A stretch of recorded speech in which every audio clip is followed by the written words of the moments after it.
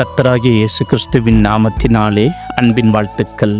எத்தனை முறை மன்னிப்பது?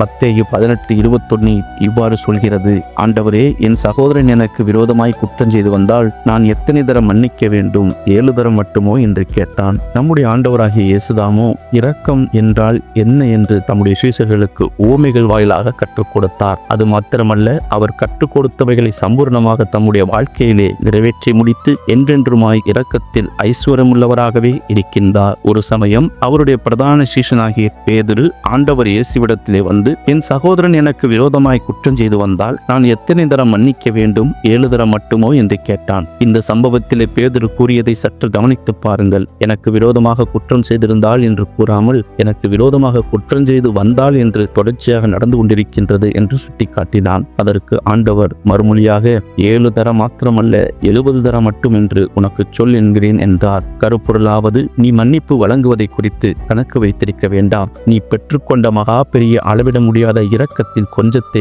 உன் சகோதரனுக்கு காண்பி என்று கூறினார். இன்று சிலர் குற்றம் செய்தவர்கள் மன்னிப்பு கேட்க வேண்டும் என்று பலவந்தம் செய்து கொள்வார்கள், அல்லது தங்களுடன் நெருங்கி பழகுகின்றவர்களுக்கு மற்றவர்கள் மன்னிப்பை வழங்க வேண்டும் என்று அவர்களுக்காக வாதாடுவார்கள். ஆனால் முதலாவதாக ஒரு விசுவாசியானவன் தன்னுடைய வாழ்க்கையை ஆராய்ந்து அறிந்து கொள்ள வேண்டும். தன்னுடைய குற்றங்களுக்காக மனம் வருந்துகின்றவனாகவும் மனப்பூர்வமாக குற்றம் செய்தவர்களை மன்னிக்கின்றவனாகவும் காணப்பட வேண்டும். இவற்றை எழுதுவதும் பிரசங்கிப்பதும் லகுவானது, ஆனால் முகஸ்துதி இல்லாமல் அதை நடைமுறைப்படுத்துவது மிகவும் கடினமான உபதேசம். மனித பலத்தால் ஆகாததை செய்து முடிப்பதற்கு தேவ ஆவியானவர் துணையாக இருக்கின்றார். எனவே உங்கள் வாழ்க்கையில் தேவனுடைய வார்த்தைகள் நிறைவேற இடம் கொடுங்கள். இரக்கத்தை பெற்றுக்கொண்ட நீங்கள் அதை மற்றவர்களுக்கும் காண்பியுங்கள். மன்னிப்பை வழங்குங்கள். சர்வ வல்லமையுள்ள தேவனே, என் வாழ்விலே என் பலத்தால் செலுத்தக்கூடாதா இருந்த பாவ கடனை நீ செலுத்தி தீர்த்தீர். நாங்களும் உம்மை போல மாற எங்களுக்கு உணர்வுள்ள இருதயத்தை தந்து வழிநடத்தி செல்வீராக.